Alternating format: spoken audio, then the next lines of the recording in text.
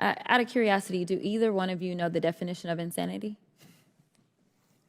I think you're referring to doing the same thing over and over again and expecting a different result. Oh, okay. That's exactly what I was referring to. And it sounds like that is what this party is good at. But I want to talk about the theme of the day. Commissioner, you have said over and over and over the word complicated.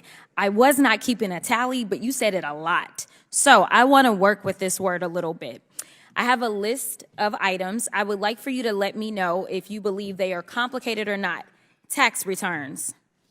Complicated. Operating the IRS without proper investment. Complicated. Recruiting workers in this antagonistic environment. Complicated. Auditing millionaires and billionaires. Complicated. Okay, so it sounds like you've got a complicated job. I do. And it also sounds like you have to know something about math. My colleague brought that up as well. It sounds like you need to be at least somewhat decent at counting to be with the IRS. Yes? Yes. You'd agree? Okay. I'd agree. It's so weird because my colleagues on the other side of the aisle wanted to call this hearing. This is not our first. It's not our second. I've actually lost count myself of how many IRS hearings we're having. And they seemingly feel like they can fix your very complicated issues. But somehow they aren't good at simple math that would get them to a speaker, right. So we've been 3 weeks without one. Let me ask you another question that may be another one of these when the math ain't math in situations. There was a looming government shutdown a few weeks ago. And interestingly enough, when I do the math, approximately a little bit more than 60% of the people that sit on this committee actually voted to shut us down. Now, out of curiosity, for everyone that claims to care about their constituents, do you think it's easier or more difficult to operate as the IRS when, say, there's a shutdown? It is very disruptive to our operations. Very disruptive. Let me give you another number that is very concerning to me. That number is 24. 24 represents the number of days that we have before the continuing resolution that 60% of, and when I say my colleagues, I'm talking about across the aisle, not on this side. We were about at 100%. Actually, we were 100% on this committee that voted to make sure that the government did not shut down.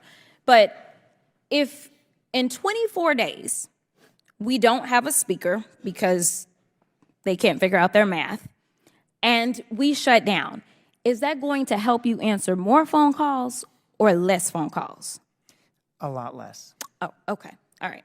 So it sounds like we have a lot of performative politics that is taking place because yet another number that was mentioned, and I believe you brought this number up, was $540 billion. You also talked about appropriations, and you talked about the fact, and I want to be clear about this $540 billion. This $540 billion is a net number, correct? This is not a net zero, like it's going to cost $540 to go get it, and that's how much we're going to get. We're talking about netting $540 billion, correct? $540 billion. I would say we're on track under current course and speed to get about 70 back, so our hope is we'll be at 470. But yeah, it's $470 billion, which is what's owed versus what's paid. Okay, very good. How is it that the American people should believe that the majority party has the ability to solve your complex issues when, number one, they don't pay attention to history, which was defunding this organization has not helped their constituents, but hurt their constituents. And let me add to that. The last time I checked, America is growing. So you were defunding your organization as we were ending up with more people, which means that you have more work, correct?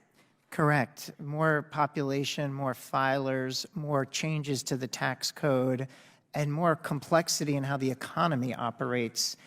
2010, when our budget reduction started, we never heard of PayPal, Venmo, all these, payment platforms.